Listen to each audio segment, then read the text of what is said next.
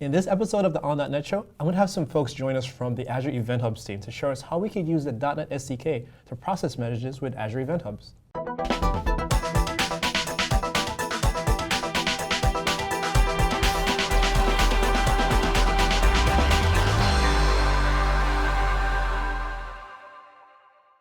Hey everyone, welcome to another episode of the On.NET Show. My name is Cecil Phillip, and with me today I have some folks from the Azure Event Hubs team. So why don't we start off with you guys introducing yourselves and just letting us know what exactly it is that you do. So my name is Shubha Vijayasarathy. I'm a senior program manager with Event Hubs, and Event Hubs falls under the messaging services. We have like around 4 messaging services, and Event Hubs provides you a data streaming platform. And yeah, we pretty much here to talk about various SDK and various options. Sure. Yep. Sir? My name is Serkant. I'm a principal software engineer in Azure Event Hubs team. Cool, awesome. So let's start off with what you kind of mentioned before, right? Like there's tons of different messaging options inside of Azure. Correct. Right, and specifically your team works on Azure Event Hubs. Yes. And you mentioned it's there for streaming. Yes. Right, so could you explain to me just a little bit about how is what Event Hubs does different from like some of these other messaging things that we have? Absolutely. So when you talk about messaging, very basically you're thinking of data or a message going from point A to point B. Now, when the data goes from point A to point B, what happens on the B end or on that end defines what kind of messaging platform, what kind of messaging service you want to do. So you have messaging services like Service Bus, which is more like an enterprise message broker, where it says, I'm taking message from point A to point B securely, asynchronously, reliably, but once I reach point B, I want some action to be performed on me. Like, it's a look, sender, I'm sending, but receiver, do something as soon as you do. I mean, it just defines the state at that point in time. Yeah. When you're thinking of other messaging services like Event Grid, it's more like a notification kind of a service which says, hey, you were interested in this, so I'm pushing you this notification saying, something happened. Yeah. It could be some kind of CRUD that's happening among Azure resources. Now, there comes Event Hubs, which, like I mentioned, is a data streaming platform, wherein you're sending lot of data, lot of messages, and as soon as it reaches the Event Hubs, it says, hey, the FYI, the message is there for you, and you can come and you can take whatever action you want, or you can use that message at your ease. It's giving you a asynchronous buffer in the cloud, so that you can take any kind of action based on the messages that come in at your pace. It need not be instantly. So most of the use cases that come to Event Hubs are near real time, wherein there are a lot of senders sending data at the same time into this big fat pipe, and there are a lot of consumers consuming this data at the same time from this fat pipe. Got it. Biggest difference between other messaging services and Event Hubs is once the message is in Event Hubs, like I said, it's an FYI because the message is retained there for a defined policy or a defined period of time, and it does not get deleted, or the user cannot, or the consumer cannot delete it. It just expires over time. Got it. Okay. And so how does that relate to something like IoT Hub? Right? Is there some similarities there between the services, or is that something different? IoT Hub, when you're thinking of IoT Hub, you're thinking of devices, management of devices. So it's nothing new that every message that comes into IoT Hub gets streamed into Event Hubs. Oh, does it? But IoT Hub is built on top of Event Hub, wherein you are not just streaming. You're not just going from point A to point B, but you're trying to manage your devices also. So it's like a different kind of protocol that it uses, different kind of management that it uses. So it's a specialized case of Event Hubs, I would say, where you're thinking about devices and devices alone, not just streaming. Gotcha. So this is like, I have a series of data that's coming in, where I'm trying to observe patterns and things of the sort, where one message might not be of complete interest, but a series of such messages might be of interest. Something similar to what IoT Hub also would want for streaming, but IoT Hub is not streaming alone. Got it. So as you're explaining it to me, what I'm hearing is, Event Hubs is for streaming scenarios where I have a lot of producers, a lot of consumers. Correct. I also have a situation where the storage of these messages is somewhat persistent, right? Yes. Persistent from the perspective of, after I've acted upon the message, it doesn't necessarily disappear. Yes. For instance, something like Azure Event Hub, I might say, hey, I've completed this message and it's gone away. We have this persistent store, so to speak, of where these messages are held. So other clients now could look back. Yes, exactly. And you can act replay on a batch of messages. Yes, you can replay those messages because you might have what Event Hubs offers is not a single consumer at a point in time. It can have concurrent consumers. So all these concurrent consumers are trying to consume from this buffer at the same time. Okay. So each one might be replaying or even reading for the first time at different checkpointing or different point in time through the buffer. Got it. And that's what Event Hub gives you. It's a streaming platform. Got it. Okay, that sounds pretty cool. So, I definitely want to dive into the code and see some examples of how we could use it. Yes. But why don't we start off with looking at the Azure portal, for instance, and seeing what does it look like after I've created my Event Hub instance, for instance? Yes, sure. Today we have an SDK demo namespace that I have created right before. Okay. So on the overview page, you can see some metrics. Let's say number of requests coming in, how many messages flowing in, what throughput. So those metrics are available. And also at the bottom, you can see all your event hubs. So as soon as you go and log into your portal, you would look for event hubs to create or to start using event hubs. So once you get into the portal and you start seeing, looking for event hubs, you are asked to create a namespace. What a namespace gives you is endpoint or a starting point where you can start streaming or start talking to Event Hub service and start streaming your data. So the namespace is your starting point. Under the namespace comes the Event Hub instances into which you're actually streaming the data. So when senders or producers are producing it into the Event Hub instances under the namespace that you stream into, and consumers would be using those Event Hubs to consume as well. Got it. So namespace basically provides you a logical container where you create the event hubs, individual event hubs under that. Got it. And then individual event hub now provides some sort of an endpoint that your senders and receivers start talking to each other, and then Sure. And then I'm looking at the portal, and I actually see that there's these shared access policies that are in there. Correct. So I'm guessing that means that I can have some granularity over who have permissions to read, permissions to write. Yes. For instance, I might only want my consumers to be able to read messages and my producers only to produce messages. Yes, absolutely. So that is one kind of providing access and restricting and providing policies for who can access to your event hubs at what level. We are also integrated with the AAD, Azure Active Directory, which defines or gives you the RBAC role-based access capabilities, which also defines or gives you the same kind of granularity. Cool, that sounds great. So why don't we take a look and start off with maybe taking a look at the .NET client, for instance, and seeing how exactly we could consume or use an event hub from .NET. I think it's better if you start with the sender sample. So we spoke a lot about what Event Hub's platform is, and we have producers and we have consumers.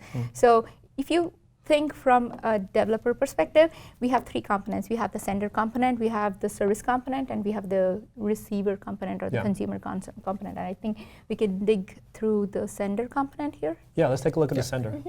So in order to create a sample sender, basically you need the event hub connection string and then what event hub you need to start sending your messages to. So the connection string, you can grab it from the shared access policies.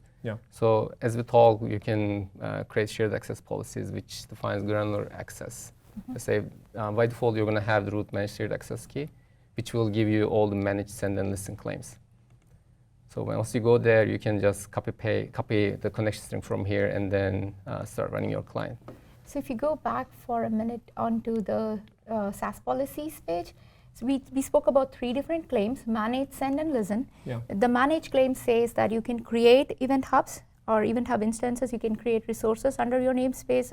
You are given that permission. Yeah. The listen says you can only read or listen onto that event hubs but cannot write. Got it. The send says you can only send but not listen. Got it. That So makes sense. there are different kind of claims that you can use as well. Right, For right. this, for simplicity, we're using by default the manage, which gives you So all that's correct. capabilities. Yeah, that just makes it easier for the demo. Yeah. Yeah. Okay, so here we have the event hub connection string, and then I previously created a single event hub under this namespace. So basically, what you do is this: you create an event hub connection string builder, and then you just pass your event hub name as entity path. Yeah. And this will give you the connection string, which includes the event hub name. So with using this one, you basically call event hub client.create from connection string API, which will give you the event hub client. Yeah. So then you can start sending your messages. So basically, I think this is the basic one. You can just craft an event data with some message body, and then each time you create an event data, then you call the async send async method. Got it. So 2 questions I have really quickly, and this is some scenarios that I've run into as I work with different messaging clients.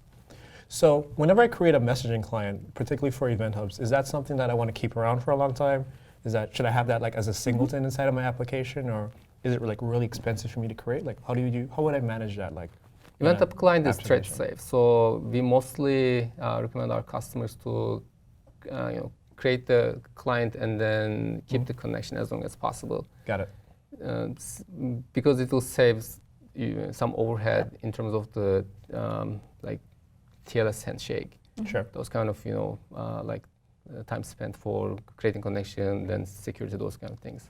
Got it. So like once you create the clients, then you can use it, continue using it as long as you want. Well, I think you said something really important too. That is that it's a TLS connection, right? So this is a secure channel That's correct. Yes. on both sides, right? Like going Correct. back and forth. So this is a encrypted channel. We don't have to Yes. worry too much about like Correct. That's right. peeping toms in terms of our data. Yes. So Event Hubs provides TLS for data in transit. It also encrypts when it is at rest, when data is at rest. Yeah. We've also enabled bring your own key or customer managed keys, which went out for public preview this month, which you can bring in, where customers can bring in their keys, and then we encrypt with their keys when data is at rest. That's pretty cool. So that means that I could use something like Azure Key Vault, for Yes, instance, maybe, absolutely, and I yes. could generate a key, That's a right. certificate file in Azure Correct. Key Vault, and use that for Yes. Azure Event Hubs. Yes, that's right. Nice, awesome. Another thing that was in your code that I wanted to talk about a little bit was, so I saw like when you're looking at line 26, right? So I noticed that you're formatting your text in ASCII. Right, now I know sometimes when it comes to sending messages back and forth, like that text encoding is super important. You know what I mean? And That's true. it's also dependent on whatever that underlying messaging infrastructure happens to be. So I guess my question is, one, could you tell me like what is the messaging protocol that we're using? And then 2, like what type of format should we have our text in? Like should we kind of handle UTF-8 or Unicode and like those types of things? The underlying protocol is AMQP. So when it comes to the like encoding, you don't need to worry really. So this is just a sample in order to just create a very small message. Most of the time, we are expecting customers to serialize their objects. Yeah. So once serialized, it's a JSON object, then it's going to go through the MQP transport layer. Cool. Just fine. They should not expect any issues in terms of the encoding and decoding. Got it. Also, the data that's coming into Event Hubs to us, from the service point of view, it's just array of bytes. So we don't know what is there inside the packet. We never opened that, so it's Right. just the array of bytes that comes in and then goes out. Got it. Okay, that makes sense. So I think we can start running this sender sample. Yeah, let's do that. So and then we can go back to the portal and then see the messages are coming in through Sure. our metrics. Yep. Sure. So right now you're inside of Visual Studio and you're just hitting run in that file that you have there.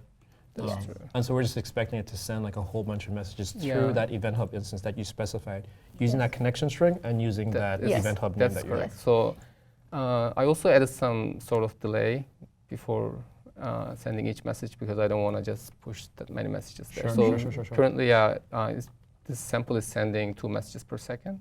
And I think the max you're sending is 500 messages. Yeah, probably, yes. Yeah, I think so. I remember the code. So really quick question about that then too. Like we talked about throughput a little bit earlier today. Like what's the max amount of messages per second that Event Hubs can handle? Do you know what that is? So it's 1,000 messages Per second. Per second. It depends basically on the throughputs. Okay. How much throughput you reserve is how much we open up our buffer for you to ingress. Today, in production, we have customers doing 2.5 to 3 GB per second. That's the amount of data that they're ingressing. Right. We see up to 2 trillion requests coming in per day for us, or more than that. Yeah. So it completely depends on how much you want to ingress with us. Yeah. But each throughput, it depends on how many throughputs you would want to buy or you want to reserve. It comes in 2 different flavors, which is a multi-tenant flavor, which gives you bandwidth or reserves bandwidth. Or it comes in single tenant dedicated clusters where you say, I don't want to reserve any bandwidth, but I want to, buy the whole capacity and just max it out. Yeah. So it completely depends on how much throughput you want to reserve with us. Right, and that's stuff that we could specify whenever we create that instance. Correct. Through the Azure portal. Yes, it's the amount that you buy and pay for. Got it. Okay, that makes sense. Yep. So by the way, I want to add something. Sure. Like on the portal or for the customers, they can customize their throughput from 1 to 20. So anything above 20, they need to create a support ticket and then. Got it. we will do Okay. that. Yeah, that's good to know. So far we've been sending a lot of messages over into our Event Hubs, but we don't have a sender yet, right? Like we don't have anything set up right now that's consuming them. Right. So why don't we take a look at the sender and see This what was does that look like? This the is one the I'm sender, sending. yes. I'm sorry. Yeah, Let's take a look at the I've started consumer. with My the bad. sender I sample, apologize. so we can populate some data on the Event Hub. Yeah. And we will introduce the receiver, so they will start Yes. consuming the messages. Yes. So I would like to that's what I'm show about the graph as well, so you can see The messages on this coming in, metrics. yes. Yeah, the messages are now coming in. Yeah. Yeah, there are a couple useful metrics, like the throughput metric that you see on the portal tells you how much throughput you have and how much you are trying to ingress. Yeah. Okay. So some request and message, very useful metrics as Okay, well. let's now switch to receiver sample. So since our sender is running for a while, so it has sent some number of messages, so probably a couple hundred messages, as you can see. And then on the receiver side, the coding is also very simple. You have the connection string and event hub name, then you craft the connection string builder with both of them, and then create the event hub client on top of that. And as the next thing, we go and then call get runtime information async API to discover how many partitions are there available in this particular event hub. Because it's up to a developer to either say 2 partitions or 32 partitions. Okay. And could you explain to us really quickly, like what exactly is a partition? Yeah, so I explained that Event Hub is a buffer. Yeah. And inside that buffer, architecturally, the way we distribute messages is with a concept called partitions. Okay. Now, why we have these partitions is so that I also mentioned that with Event Hubs, you can concurrently consume all the data that's coming in. So to maximize the parallel consuming methodology, you have partitions. So data that's coming inside Event Hubs gets distributed in these partitions, and you hook up the consumers to consume from each of these partitions. So as you scale up the consumers, you can start consuming Data from more and more. different partitions. Yes. So you have 32 partitions. You have 32 consumers. All of the consumers who can be with each of the partitions. That way, you are maximizing your real-time processing and scaling up as well. So I know with some other services, I have the ability to affect how the data gets partitioned. Correct. Can I do that with Event Hubs too, or no? Yeah, absolutely. You want to talk about different sender patterns and how? Yeah, sure. Like you want to go through some code snippets, how we are. So we have 3 different types of sender patterns, which influence how the data is distributed in each of these partitions. So by default, when you do not mention what kind of sender pattern, we round robin the data, where the data just gets distributed on the available partitions, and then it's equally distributed. It's on us. It's pretty transparent. You would not know, you really not know what partitions you're sending in, but even when you're consuming, you would not know what partitions you're consuming it from. But the data just gets distributed. Then we have the partition key pattern, wherein you say, okay, I want all my data coming in to go to Shubha partition. Yeah. So we kind of hash it and then send all the data to that particular partition. So all the data coming in for Shubha partition is made sure to go to that particular partition.